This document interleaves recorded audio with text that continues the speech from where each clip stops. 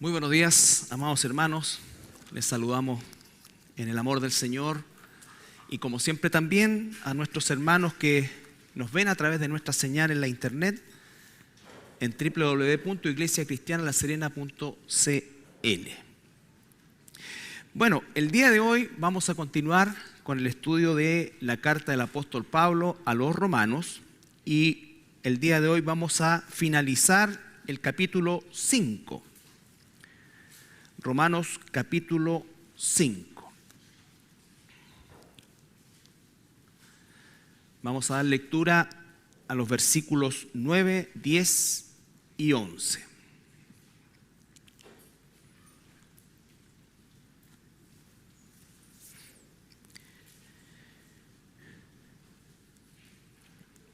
Dice así la palabra del Señor.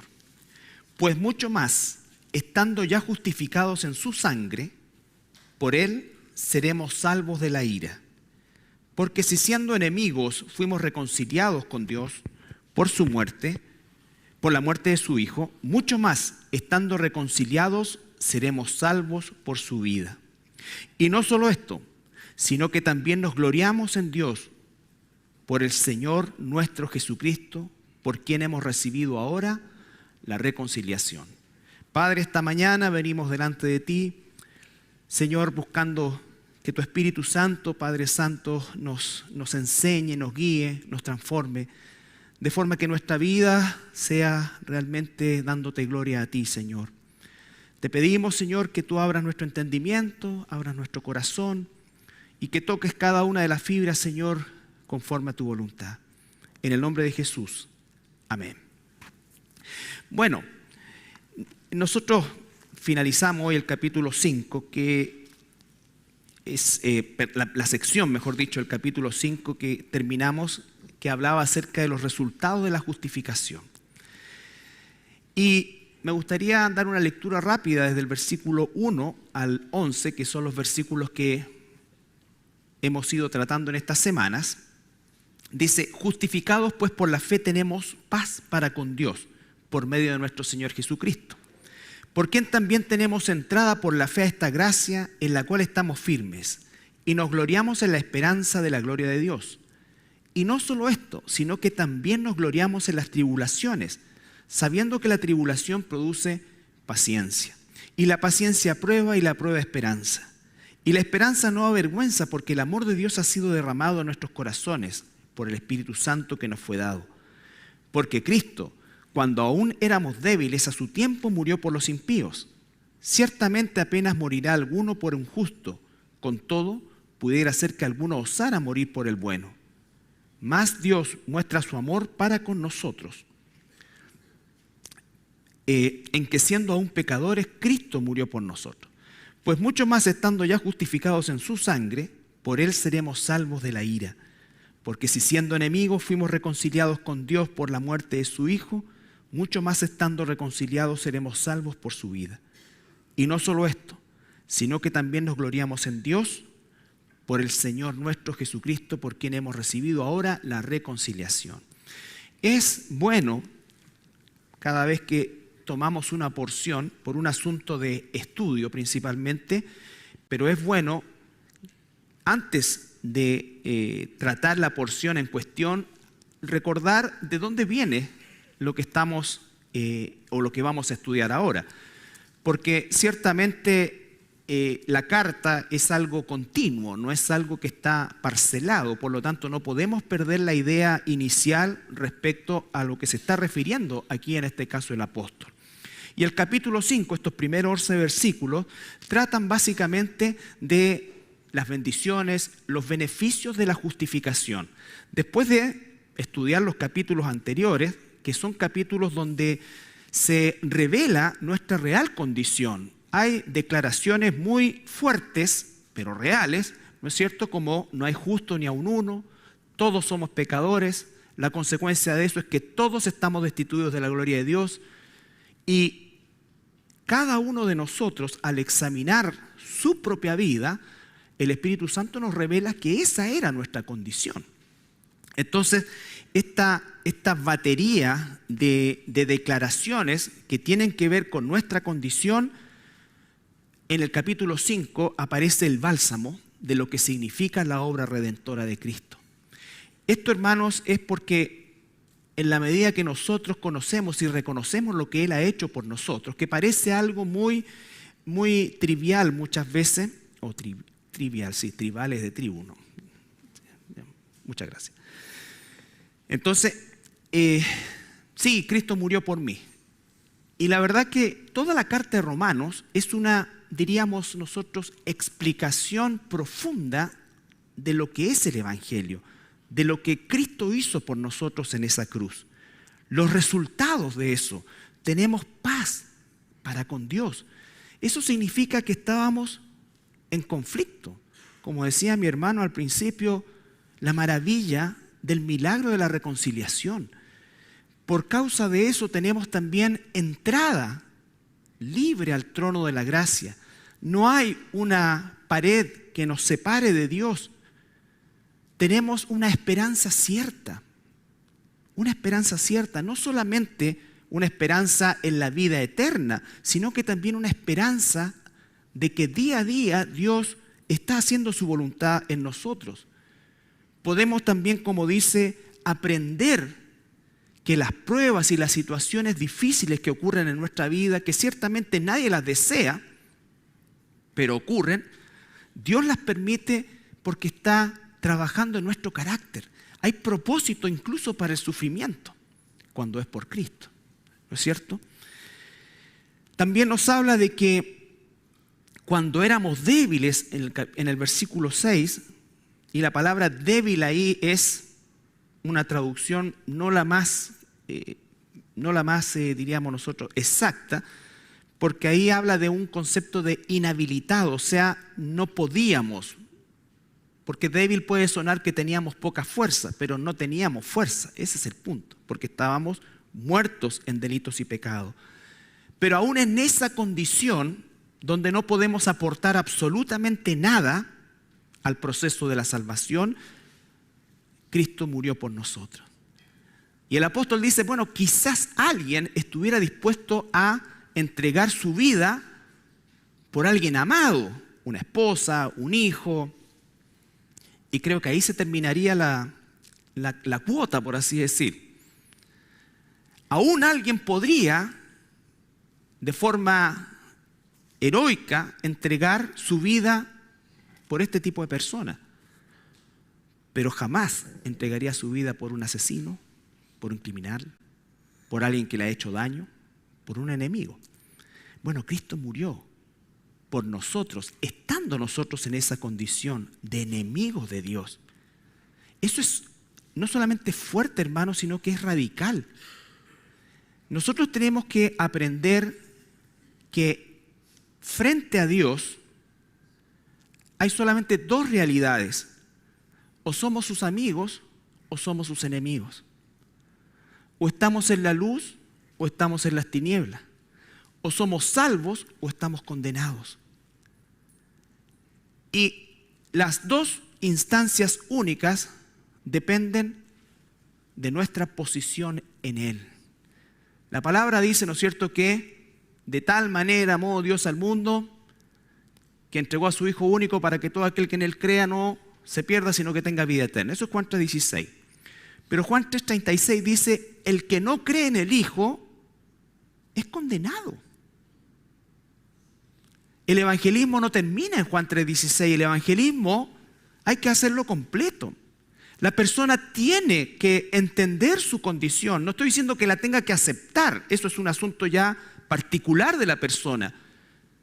Pero si quiero verdaderamente evangelizar bíblicamente, no puedo excluir la condición en que se encuentra la persona, enemiga de Dios, hijo de ira.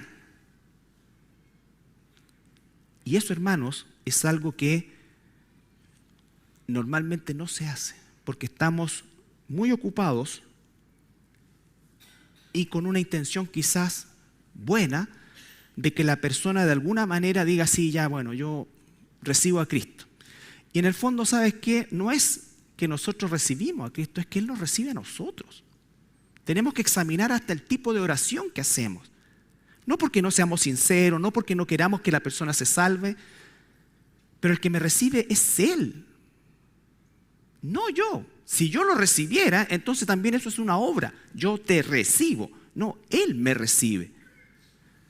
Y esto está fundado en el capítulo 3 de Apocalipsis, cuando está hablando a la iglesia de la Odisea que golpea la puerta de su corazón, y todo lo hemos usado alguna vez en el evangelismo.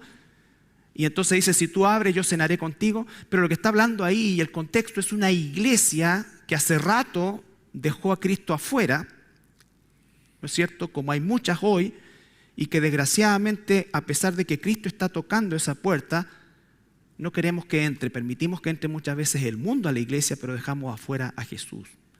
Entonces, la obra redentora de Cristo es algo en lo que debiéramos permanentemente meditar y vivir una vida de gratitud. Y ese es el tema, básicamente, que va a tocar en estos 3 últimos versículos. 5:9. Pues mucho más. Eso es como una redundancia, ¿no es cierto? Redundancia, ¿no? Porque rebuznar es del burro. Sí, muchas gracias. Entonces, parece una redundancia. Mucho más. Mucho de por sí ya es más, ¿no es cierto? Pero dice aquí, mucho más. Estando ya justificados en su sangre, por Él seremos salvos de la ira. También acá el apóstol usa una forma, diríamos, literaria, que era muy característica de la enseñanza de los rabinos, más o menos como Jesús, que dice, ¿qué es más importante? ¿El cuerpo o el vestido? Entonces, si Dios te dio el cuerpo, ¿no te dará también el vestido? ¿No es más la vida que el alimento? Si Dios te dio la vida, ¿no proveerá tu alimento también? Entonces es una forma de enseñanza. Y acá dice Pablo, por un lado, si Cristo, cuando éramos pecadores, muertos, separados, enemigos de Él, murió por nosotros para librarnos, mucho más. Entonces, o sea, si hizo esto, ¿cómo no va a hacer esto? ¿Cómo no va a hacer esto? Y dice, pues mucho más estando ya justificados, declarados justos delante de Él, de forma posicional, Él nos trasladó de las tinieblas a la luz. Él nos trasladó de enemigos a amigos, de perdidos a salvos, de condenados a liberados. Y eso, hermanos, debiera ser la máxima fuente de gozo. Varias veces se aparece la palabra gloriarse. La palabra gloriarse también no es una traducción muy exacta, sobre todo en nuestros tiempos que somos tan egocéntricos. Gloriarse es gozarse en extremo. Un gozo grande, algo que no lo produce otra cosa. ¿No es cierto? No es solamente una alegría, es un gozo. Es un gozo, es algo que tiene que ver con un estado, con una situación permanente. Entonces dice, pues mucho más estando justificados en su sangre, por Él seremos salvos de la ira. Nosotros comenzamos a tocar el tema de la ira de Dios. Si ustedes se recuerdan y volvemos a Romanos capítulo 1, versículo 18.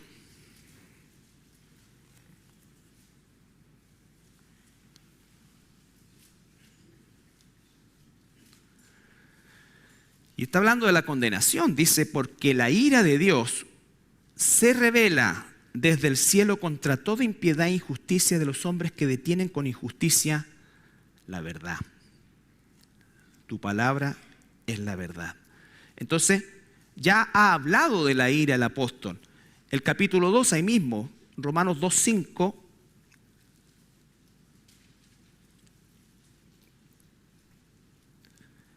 Por tu dureza y por tu corazón no arrepentido, atesoras para ti mismo ira para el día de la ira y de la revelación del justo juicio de Dios. Entender que somos salvos de la ira de Dios es tener un corazón que debiera ser mucho más agradecido cada día. No solo por lo que nos da y las promesas que Él nos ha dado, que son ciertas, sino también por lo que no nos ha dado. No seremos nosotros receptores de su ira. Hemos sido librados de eso. Es cierto que Dios ha derramado su ira en situaciones puntuales a lo largo de la historia. Pero a lo que se está refiriendo acá, porque incluso el diluvio, aunque fue de carácter universal, ¿no es cierto?, fue transitorio en cuanto al hecho de que la raza humana volvió a surgir. Lo que está diciendo acá es la ira venidera, que se refiere a lo que en Apocalipsis vamos a revisar, pero también a la condenación eterna de aquellos que rechazaron la salvación, la provisión de nuestro Señor Jesucristo.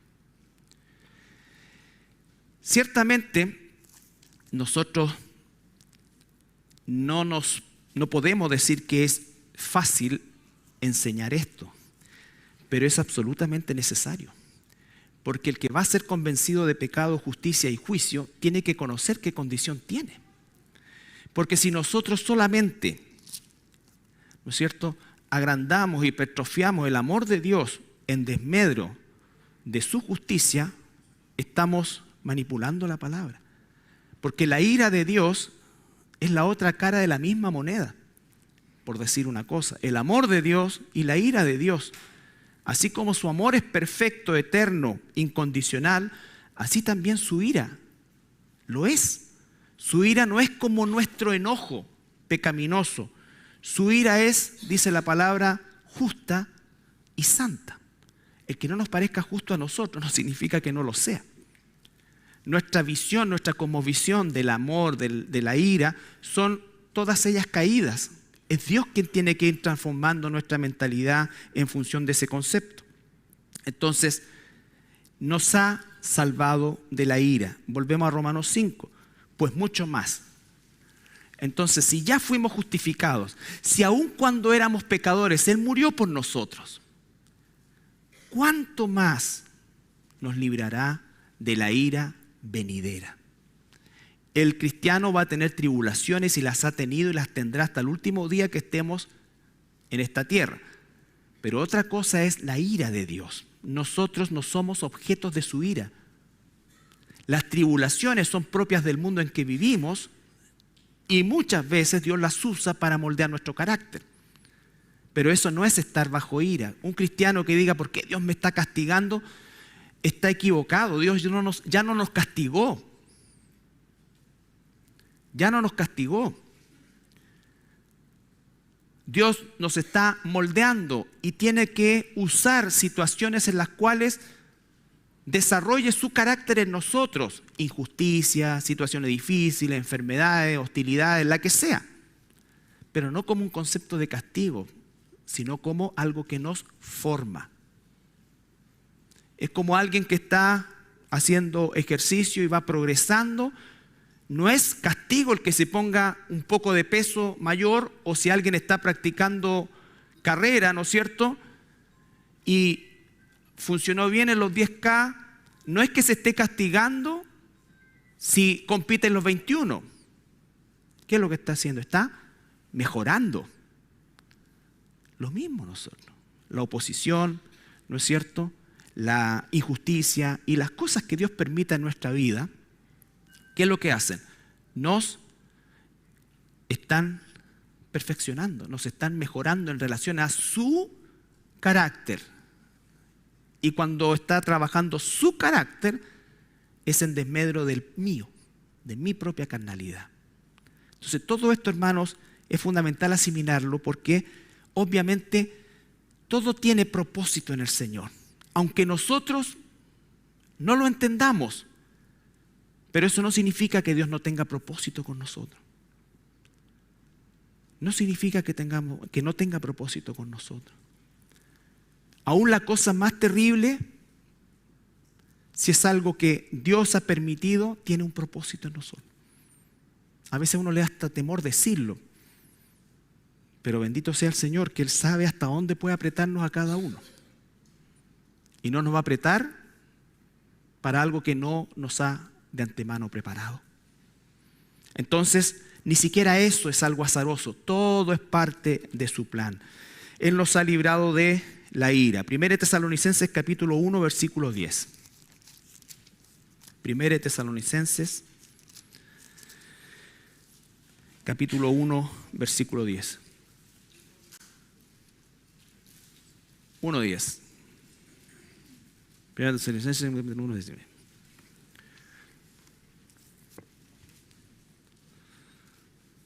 Como cuando empecé como pastor, sí, hay que ser sincero, me daba como vergüenza decir que este era pastor. Entonces, bueno, ¿y tú qué te dedicas a ver, pastor?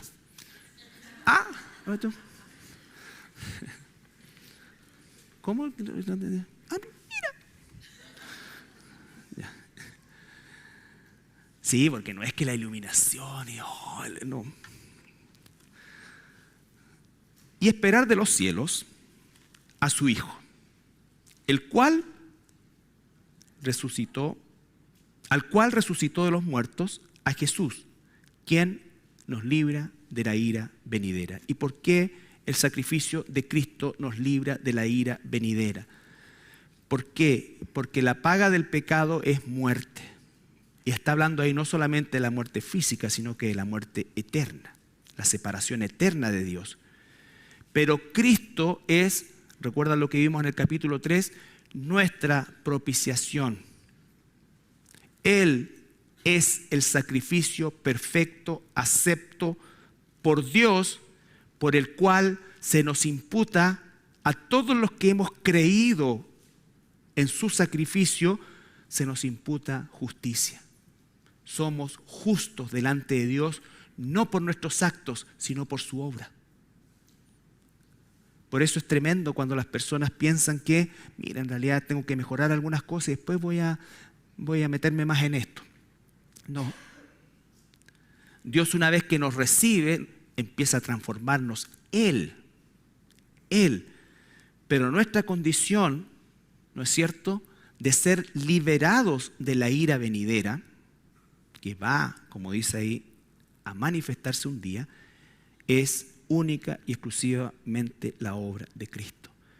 Quien muera físicamente en este mundo sin la provisión que Dios ha dado, que es su Hijo, entonces está bajo condenación.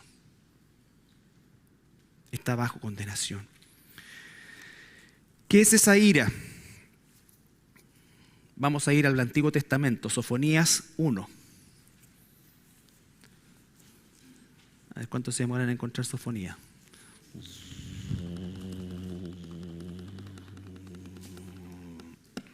Ya. ¿Eso te indicó que era Sofonía o no? 1, 14 al 18.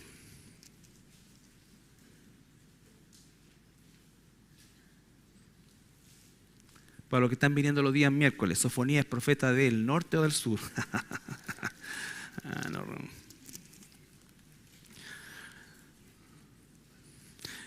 Sofonías 1, 14 al 18. 14 al 18. Cercano está el día grande de Jehová. Se está refiriendo a ese, el día de la ira. Cercano está el día grande de Jehová. Cercano y muy próximo es. Amarga la voz del día de Jehová. Gritará allí el valiente. Como se decía en mi tiempo, donde mueren los valientes.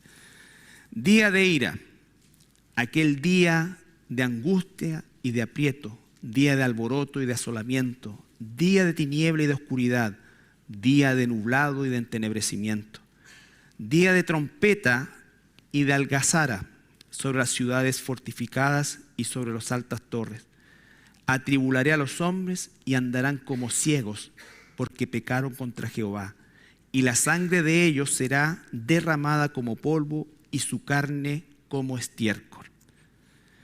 Ni su plata, ni su oro podrá librarlos en el día de la ira de Jehová, pues toda la tierra será consumida con el fuego de su celo, porque ciertamente destrucción apresurada hará de todos los habitantes de la tierra, los que queden. Sofonías, Antiguo Testamento. ¿Dónde va a ser esto? Apocalipsis capítulo 6. Nos trasladamos a la tribulación y específicamente a lo que va a ser lo que la Biblia llama la gran tribulación. Lo que Jesús dijo, habrá una tribulación, recuerden, como nunca ha habido. ¿Ha habido tribulación durante la existencia humana? Claro que sí, pero a lo que se está refiriendo Jesús es a este momento de la historia humana. Apocalipsis capítulo 6, versículos 16 y 17. Desde el versículo 15 al 17.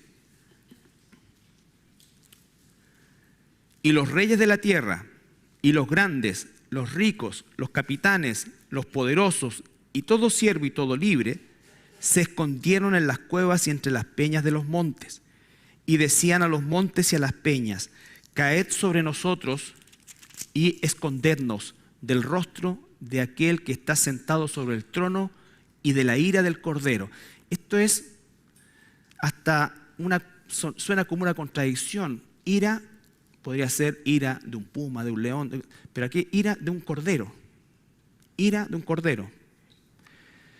Porque el gran día de su ira ha llegado. ¿Y quién podrá sostenerse en pie? Se está refiriendo a este periodo histórico. También se está refiriendo el día de la ira, cuando finalmente en el juicio final Dios envíe a todos aquellos que han muerto sin Cristo al lago de fuego. Pero Sofonías se está refiriendo específicamente a este juicio, ahí mismo en Apocalipsis.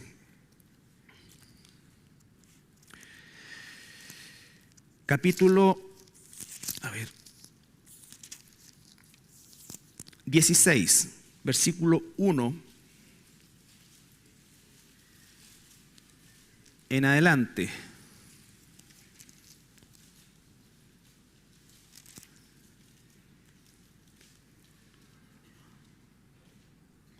Oí una gran voz que decía desde el templo a los 7 ángeles: id y derramad sobre la tierra las 7 copas de la ira de Dios. Ahí va a venir, hermanos, una cosa espantosa sobre este mundo.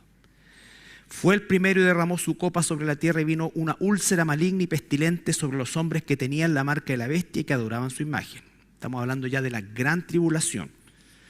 El segundo ángel derramó su copa sobre el mar, y este se convirtió en sangre. Cuando Jesús dice somos salvos de la ira, se está refiriendo tanto a la ira futura de la muerte eterna como a este momento de la historia humana.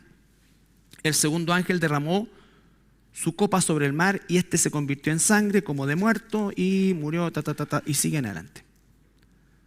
¿No es cierto? Y sigue desarrollando todo el capítulo 16.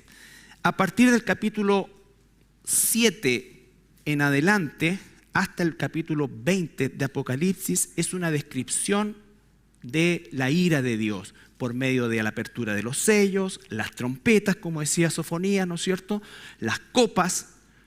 Todo eso es el periodo que la Biblia llama la gran tribulación, aquella que profetizó Jesús cuando dijo habrá gran tribulación como nunca la ha habido ni la habrá. Es decir, algo absolutamente inédito. Y no es que sea producto de la mala administración que los seres humanos hemos hecho de la creación.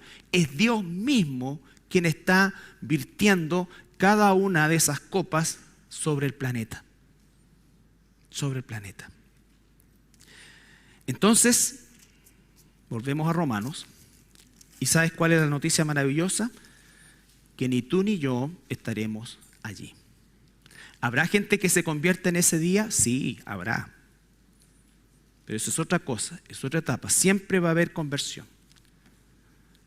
Entonces, pues mucho más, estando ya justificado, 5:9.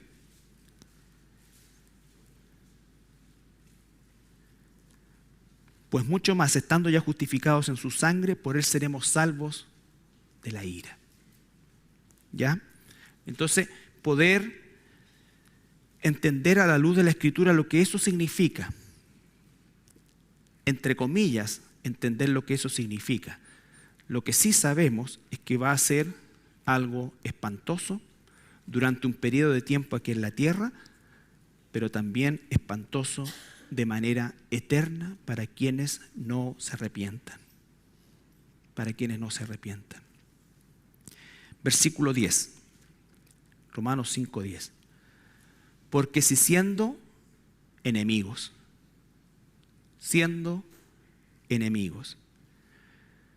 Efesios 5:6. Vamos a leer Efesios 5:6.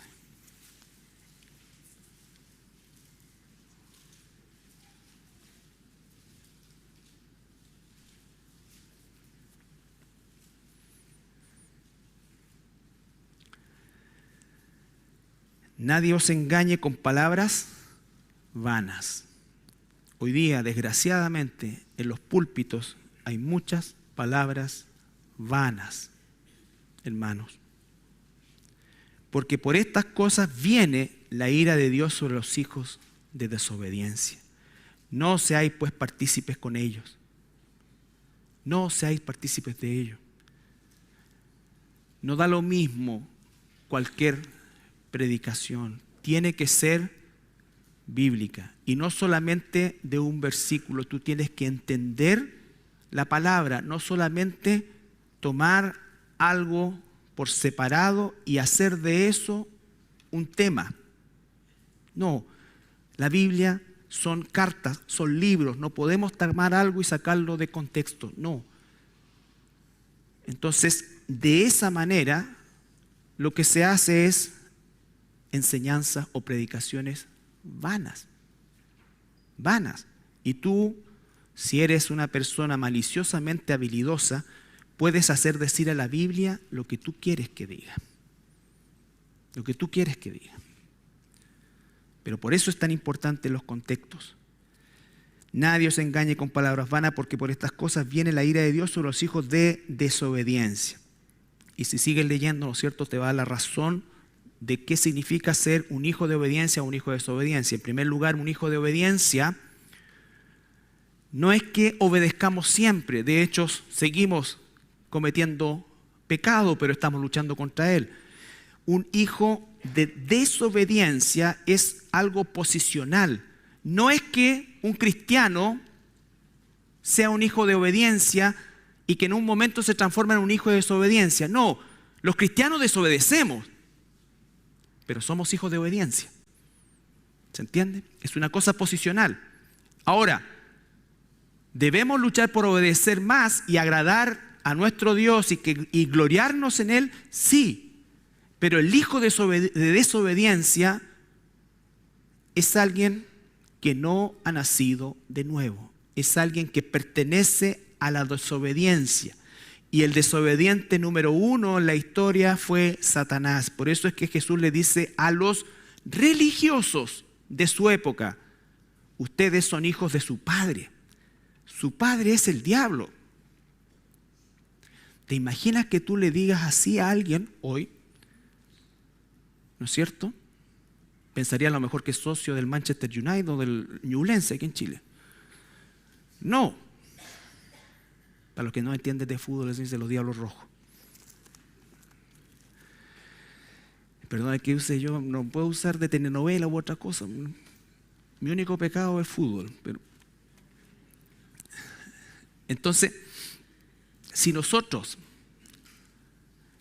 entendemos que a pesar de mi condición y que mi obediencia, por supuesto que no es perfecta, pero soy un hijo de obediencia. ¿Por qué? Porque Cristo, cuando me salvó y me trasladó de las tinieblas a la luz, entonces posicionalmente me hizo su hijo, me hizo hijo de obediencia, me hizo justo, me da herencia, todo. Todavía no movía un dedo, pero en el momento en que Dios me salvó, todo eso se me imputa. Entonces, cuánta más gratitud y aprender a obedecer, no como lo hacíamos antes quizás en un concepto religioso, por miedo, sino por gratitud, hermano.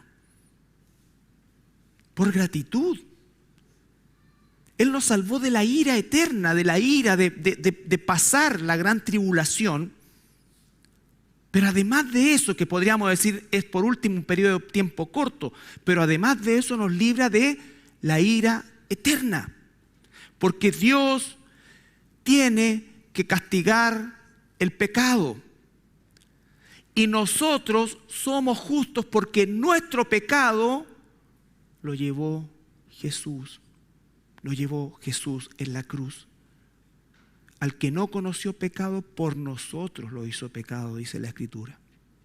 Entonces, la importancia, y volvemos a Romanos ahora sí, de entender que somos salvos de su ira, hermanos. Entonces, con un corazón agradecido, con una gratitud, debiéramos buscar hacer la voluntad de Dios, porque eso es lo que a Él le agrada. Eso es lo que a Él le agrada. En términos humanos podríamos decir lo que a Él le hace feliz. Lo que a Él le hace feliz. Versículo 10. Bueno, el 9 lo entendemos. Pues mucho más estando ya justificados en su sangre, por Él seremos salvos de la ira. El versículo 10. Porque si siendo enemigos, fuimos reconciliados con Dios por la muerte de su Hijo. Hasta ahí es lo que dice el versículo 10. Por Él serán, mucho más estando reconciliados, seremos salvos por su vida. Y ahí se está refiriendo específicamente, el versículo 9 podríamos decir nosotros que es la salvación que la separamos para entenderla, es un todo, pero para entenderla, ¿no es cierto? La separación de que fuimos justificados, y esa es una cosa, es algo posicional con todo lo que eso implica, ¿no es cierto? Pero ahora va a hablar de la salvación en nuestra vida diaria. No que la ganemos y la perdamos, no, sino que esto da sustento a que la salvación es imposible que se pierda, porque aquel que nos salvó es también quien sostiene y mantiene esta salvación. Nuestro Señor Jesucristo, ya no por su muerte, sino por su vida. Nunca era necesario y nunca se pide que un sacrificio por los pecados, como se hacía en el Antiguo Testamento, tuviera que el corderito resucitar. No, moría, ¿no es cierto? Derramaba su sangre y había perdón de pecado por un año, por un periodo de tiempo. Pero Cristo hizo un sacrificio único porque Él es el Cordero de Dios. Él, una vez, como dice Hebreos, y para siempre, quitó la culpa.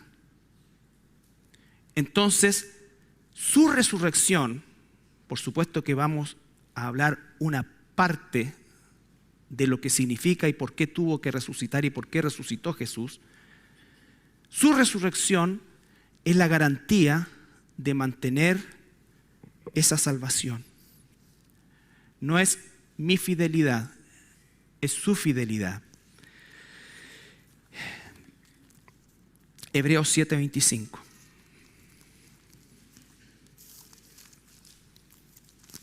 Hebreos 7:25.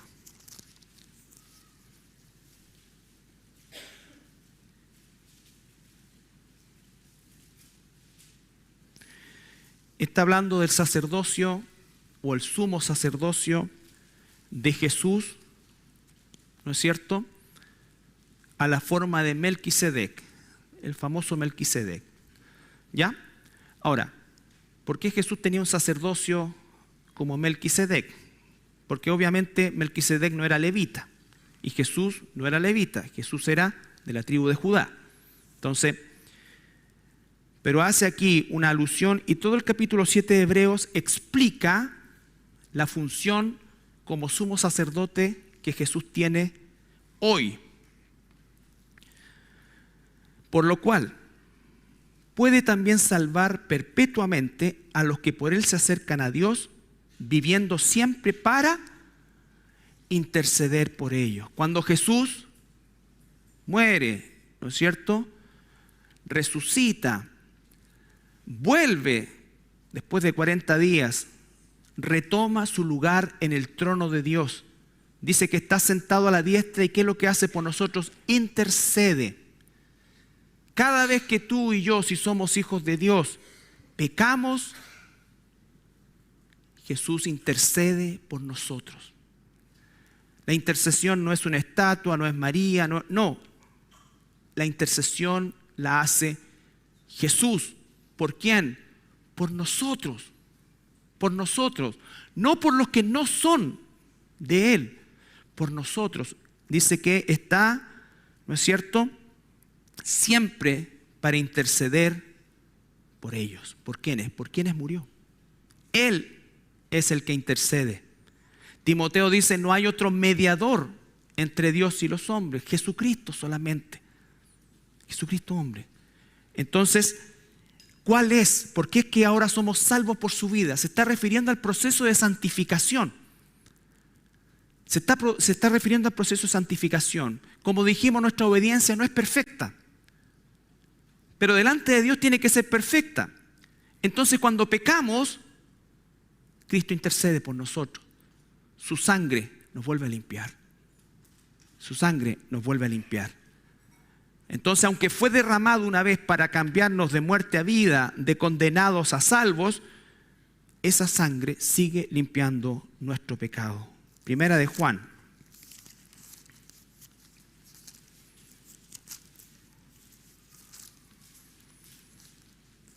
Capítulo 2. Versículo 1.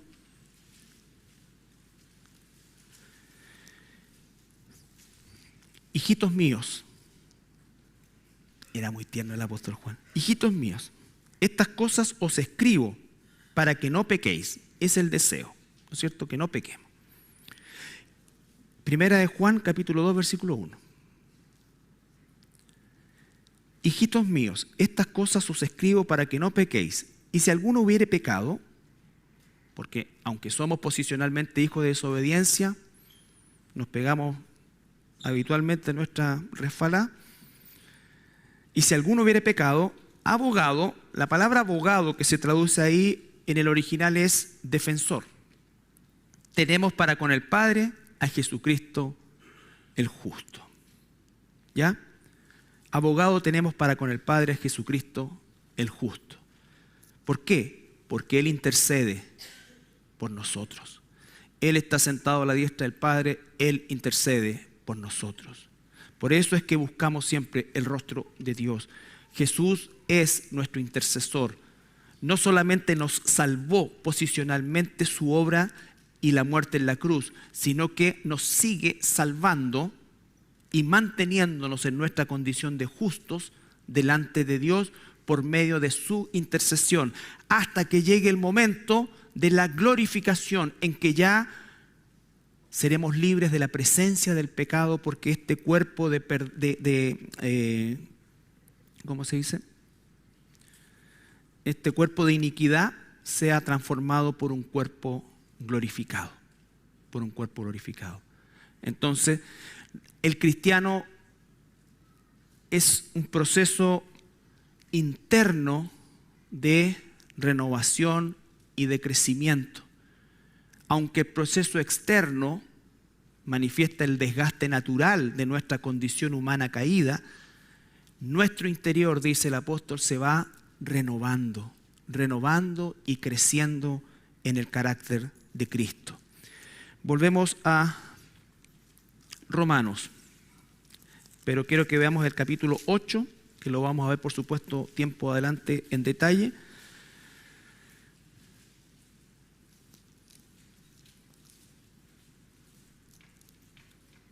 (8:34).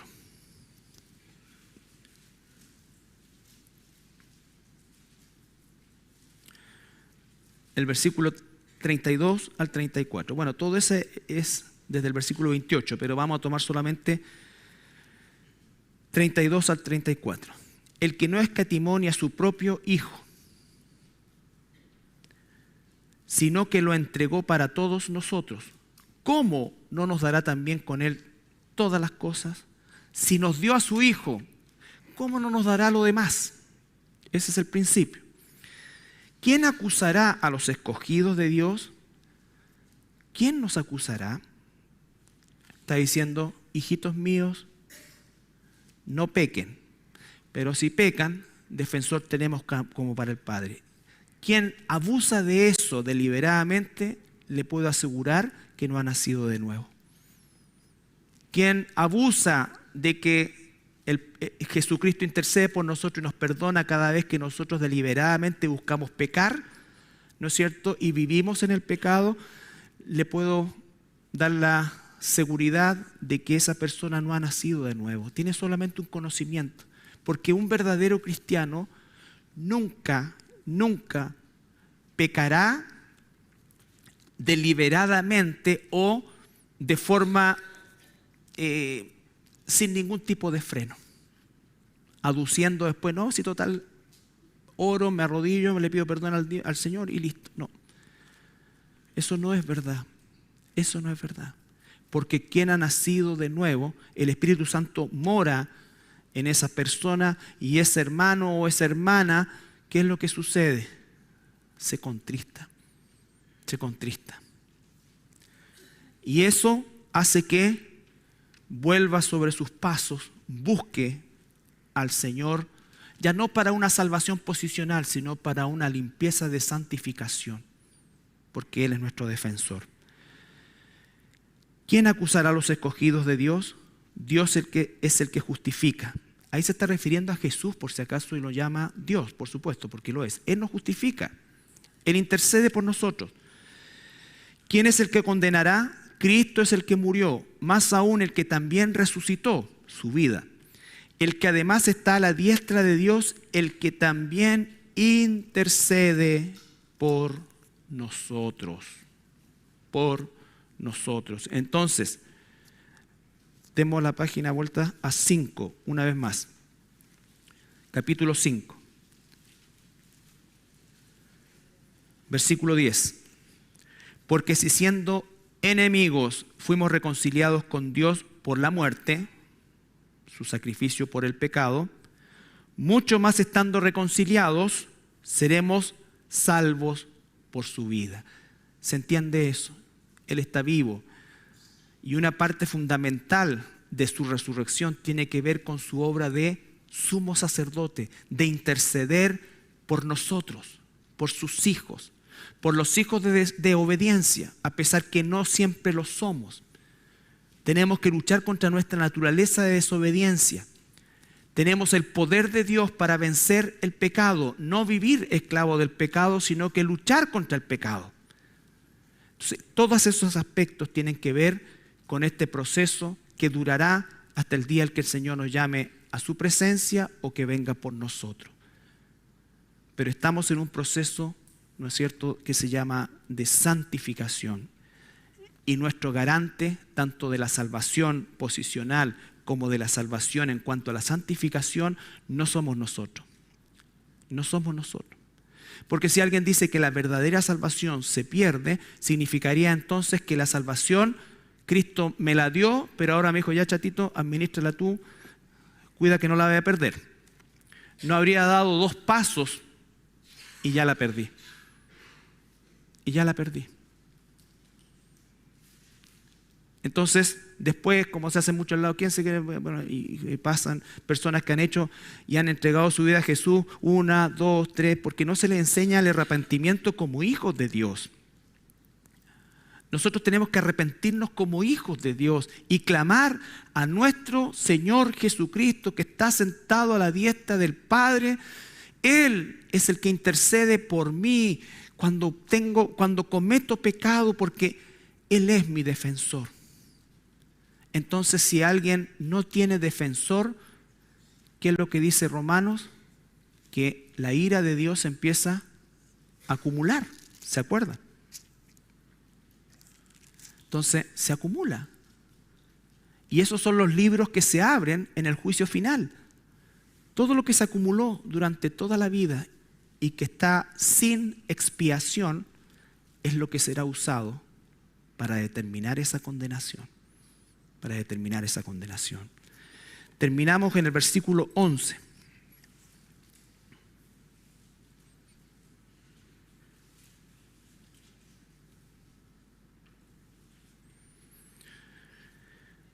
Romanos 5:11.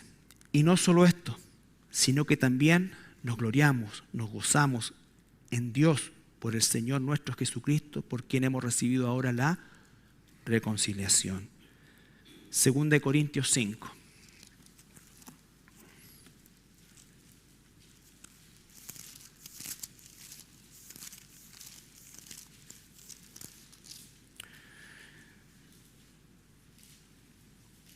Versículo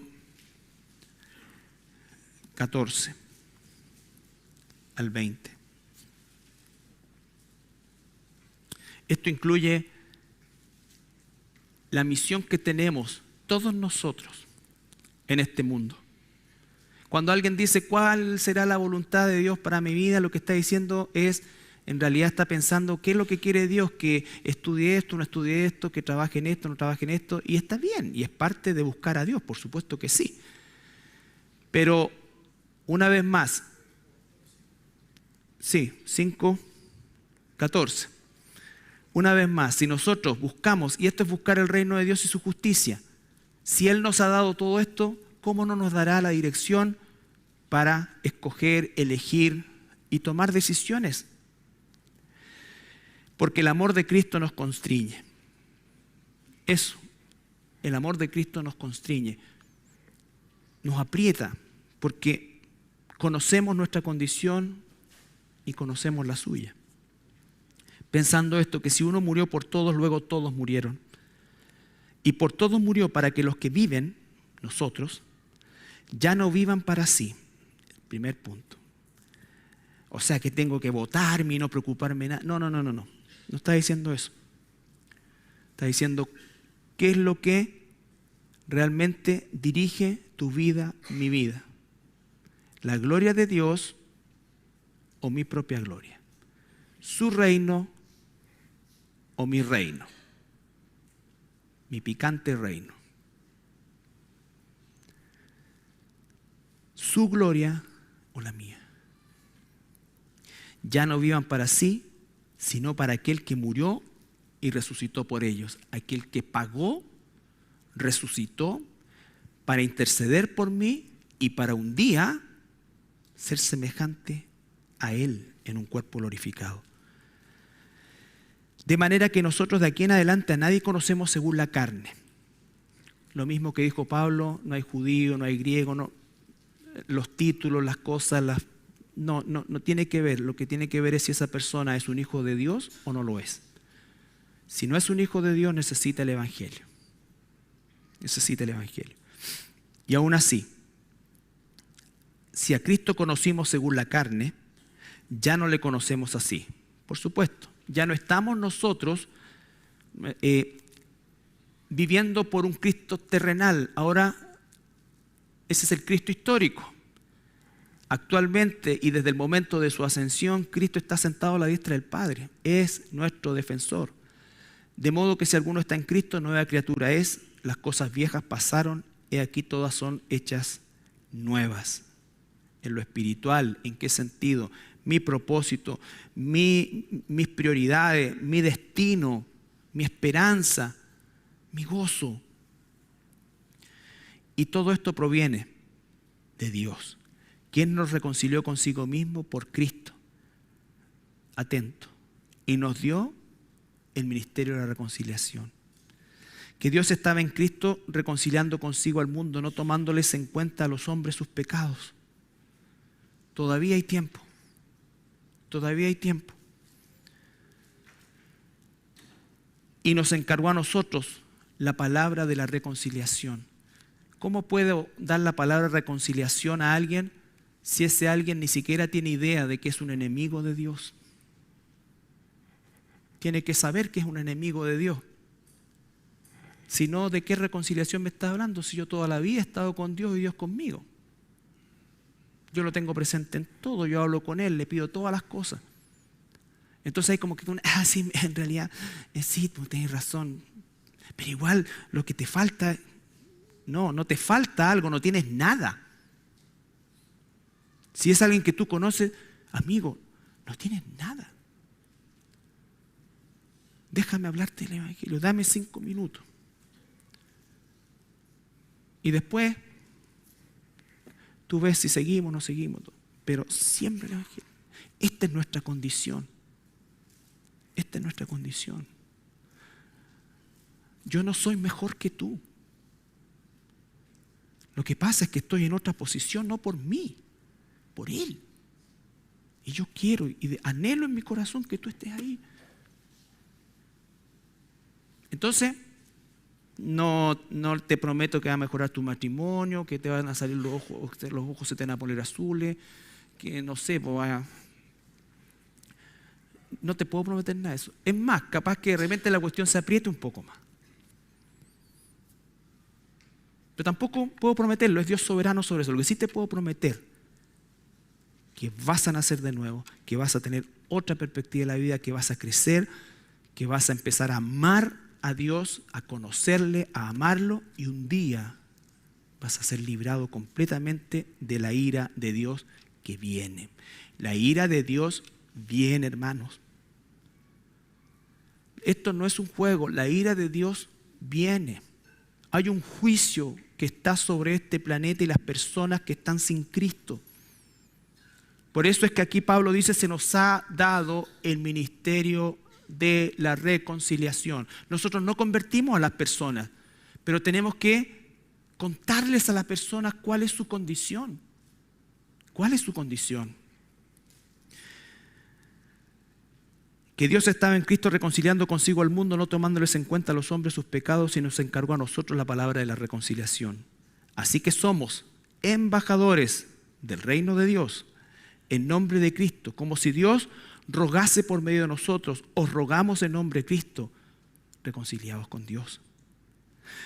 Al que no conoció pecado, este es un resumen del Evangelio, al que no conoció pecado, por nosotros lo hizo pecado, para que nosotros fuésemos hechos justicia de Dios en Él. Entonces, mis hermanos, terminamos y quiero que leamos los 3 versículos de hoy en Romanos 5, 9, 10 y 11. Esperando en el Señor que tengamos un mejor entendimiento de esta sección y que ese mejor entendimiento tenga un efecto transformador en nosotros, en gratitud, en esperanza y también en conciencia de lo que significa el ministerio de la reconciliación. Pues mucho más, estando ya justificados en su sangre, por Él seremos salvos de la ira.